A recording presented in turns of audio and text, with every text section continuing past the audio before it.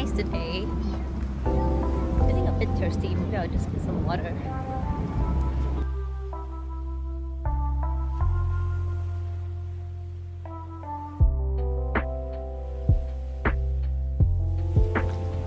Got my rubella. It's really thirsty.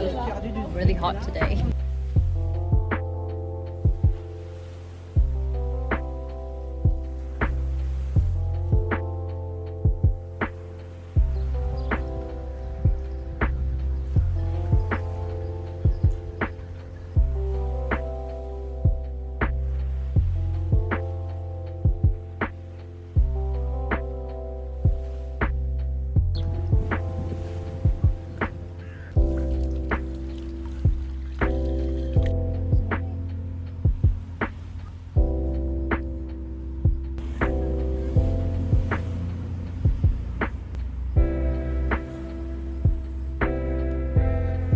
Hope you like this change in environment. Honestly, I am a little bit conscious because first I wanted to just have a change in environment because I felt like it's always very boring to do my sit down videos at home, and I thought since the weather is quite nice, let's do something outdoors.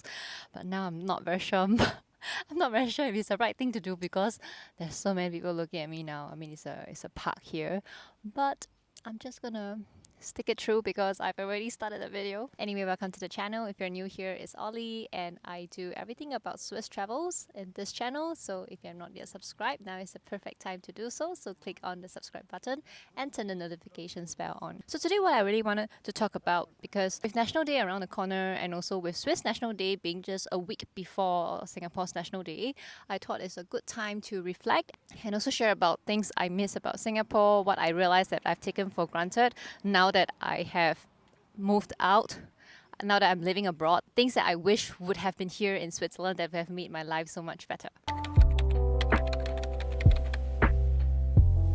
So the very first thing I realized what I really miss about Singapore is the convenience.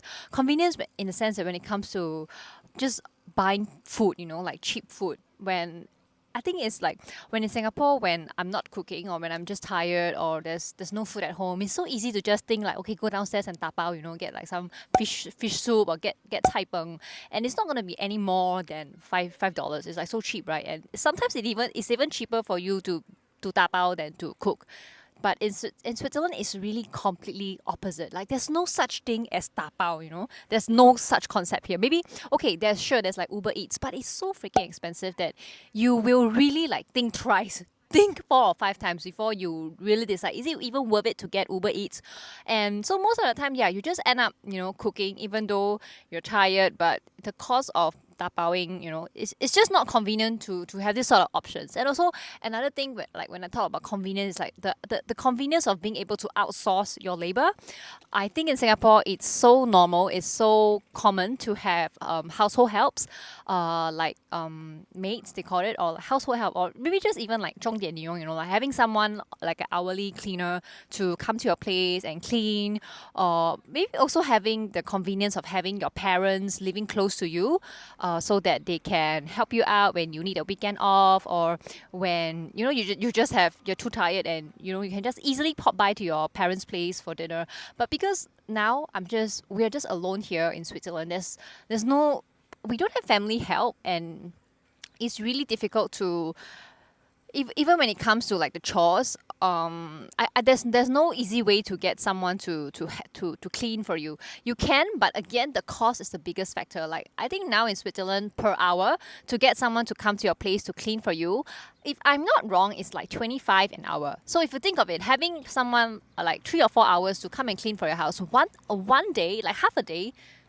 So a usual like cleaning assignment would be maybe about 4 hours for the person to clean your whole house. That's going to be like 100 and easily 150 francs just for someone to come and clean your house. And when I think about the cost, I'm like, oh my god, like, is it even worth it to do that? Unless I'm really super tired, like I really can't imagine having the energy to like iron like 3 mountain loads of like laundry. Okay, maybe I will get someone to do it. But as compared to Singapore, like the convenience is just, I realized it was something that I truly taken for granted. And also I know that it's like for a lot of my colleagues that are working or that are like working parents, they really think twice before engaging like a babysitter to go for like their date night, because it's just really expensive. Like your easily like your movie date night, right? It's not the cost of the movie date night already. It's the cost of going out for dinner, going for a movie, and the cost of having a nanny. So yeah, I think the convenience in Singapore and I think the cost is really something that I truly miss about Singapore. The second thing that I realize I miss about Singapore is definitely efficient and low cost public transport. I think in Switzerland, yes, the public transport is very efficient, it's very on time, just like Singapore, but really the main difference is the cost.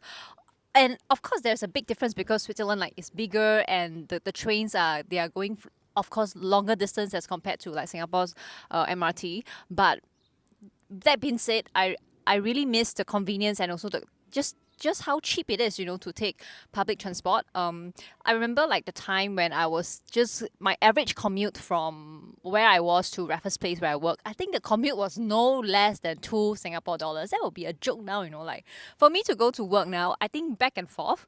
One way, my commute costs about I think 7 francs. So back and forth is almost 15 francs. That's almost like what is it 10 times? I can't do my calculations now, but it's just so much more costly on a per day basis as compared to back in Singapore. And again, Singapore public transport is so convenient. Like almost every household is like within a 5 minute walk to an MRT station.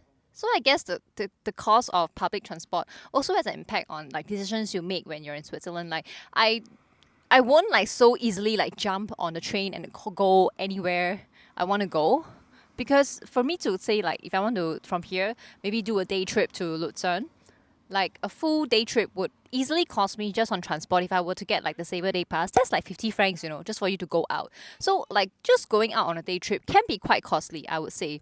Whereas for Singapore, like maybe you would just want to go out, I don't know, to Pulau Ubin or I don't know, anywhere. It's not gonna cost you more than $4, I would say, if you were to take like the public transport from one end to another. It's much cheaper, I would say. So really good and efficient and low cost public transport is really something that I feel that Singaporeans need to stop complaining about public transport costs in Singapore, because when you live overseas, like places like in London and New York, Switzerland, then you truly realize, how much subsidized our public transport is, and it's really not comparable.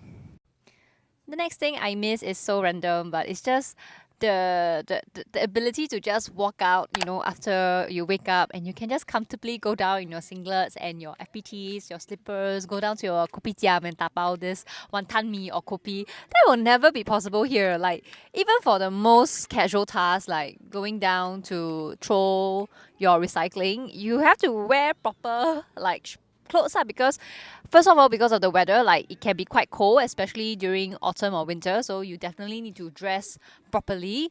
And secondly, people here are just a bit more prim and proper when it comes to walking out of their house. They will dress quite decently. So I mean, I have never for once wore something like FPTs and slippers down to the supermarket. I just think that people will give you like second glances, like what's this person like wearing their sleeping clothes to the supermarket. Yeah, so the casual fashion style in Singapore, that's something that I miss. And by the way, now I'm not wearing FPT shorts. I'm like wearing proper pants and this Uniqlo top. Last thing I miss about Singapore is our shopping malls. And there's a reason why. I tell you, the shopping malls in Switzerland, I hate to say it, but they're really, really quite pathetic. I can say that no matter the cities, no matter which city I go, I can say with 80% confidence that I'm pretty sure I know what are the brands going to be, even though I've never stepped foot inside that shopping mall. Pretty much the shopping mall is going to have a standard like Migros or Co-op with a restaurant. Then there's going to be like a shoe shop, the one that repairs shoe. They're gonna have like one cafe, like a very neighborhood cafe where all the uncle and aunties go for their afternoon coffee, and then like some maybe 2 or 3 clothing shop. And it's not even like those like very fashionable kind of fashion brands. It's those very neighborhood auntie kind of clothes shops that nobody will go to. Only I feel like the shopping mall is really targeted for the older crowds in Switzerland, not for younger people. There's nothing to look forward to, and I really, really miss my shopping malls back in Singapore. I miss like my Westgate, my JCube. No, not JQ, maybe not JQ. I miss my Gem and my Westgate where there's so many like different restaurants to try, and there's like a basement where there's so many like snacks. I can get like my Old Chunky, I can get like my yogurt. What's that? Oh, is it Yao Yao? I think it's called Yao Yao, and I can get my Prima Deli, and there's also like libraries which I miss about here as well. Like there's no libraries in shopping malls, and anyway all the libraries are in French, like French books, so I don't really understand them. Yeah, so really the consumerist culture here is low, which is good in a sense because I think like the youngsters here, they would prefer spending their weekends in natures and outdoors. So I understand that the culture is different here, and that is why like the offerings of the malls is not as fantastic. It's not as exciting. But it has come to the point that I don't shop in Switzerland anymore unless there is like some mega sale at Massimo Dutti or Zara. Nowadays, like I mean, and most of the brands that I like are like Uniqlo, Muji, more of like Asian brands which they don't have it here and have to go all the way to like cities like Paris or Budapest if I'm really best desperate just to get like their latest collection. So these are the last resorts that I have to go to get my clothes. Another thing that I really miss about Singapore is the sense of being at home, that you don't have to feel like an outsider. That's something that I struggle with still in Switzerland. And I think that's something that in Singapore, because you are the majority, everyone looks the same as you don't have this sense of like feeling different, and you can understand all of the conversations. You speak comfortably in your own language, you speak in Singlish, and that was a whole lot of difference after moving here. Even though I would say that I speak okay in terms of my French, but I think because of my foreign accent, people don't really understand me as well even when I speak French. At least that's the feeling I get when I speak to the older people. Maybe I also don't understand them that well, so most of the time I still speak English with my colleagues, because after some time, like after 5 minutes, I think they get tired of like talking to me, so they just speak English with me. Um, and there is also this sense like when I'm still here, people will still ask you this question like where you're from. Are you from China? Are you from Korea? Are you from Japan? They never guess that I'm from Singapore for some reason. Maybe they still don't know where Singapore is. So I feel like after so much time here, you will always still feel like an outsider, that you don't belong. And that's something that I wish that and that's something that I miss about Singapore back home, that you just have this sense that you truly belong. The most consistent when it comes to posting on YouTube for the last few months. I think my last proper video was like, so I know that I have not been very consistent with posting on YouTube, and I do apologize for that, because for the last quarter, like my work has been so hectic. I've been traveling so much. It was just not possible for me to have any more mental space and energy to do any long form content. But that's about to change. I feel that after the Euro season being over, I can finally dedicate more time and space, my space to be filming long form content for you guys. So but at the same time, I don't want to give myself too much pressure, and I don't want to have a burnout. So I think for now, I would be committing to posting at least 2 videos a month, at least 2 videos. So I hope you guys can keep me accountable on this. So thank you so much for watching this video. Let me know what you guys think about shooting outside, or whether you just prefer for me to be doing this sort of sit down videos in a more quiet and stable indoor environment. But thank you for allowing me to experiment, and I hope you enjoyed this video, and I will see you in my next one. Bye!